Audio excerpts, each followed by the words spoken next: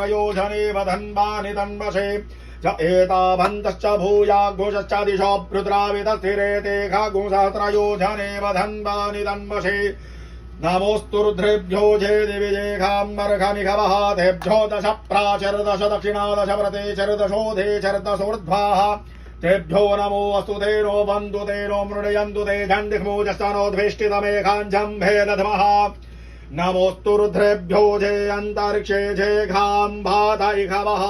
तेभ्यो दश प्राचर्दश दक्षिणा दश प्रथे चिर्दशोधे चिर्दशोर्ध्वाः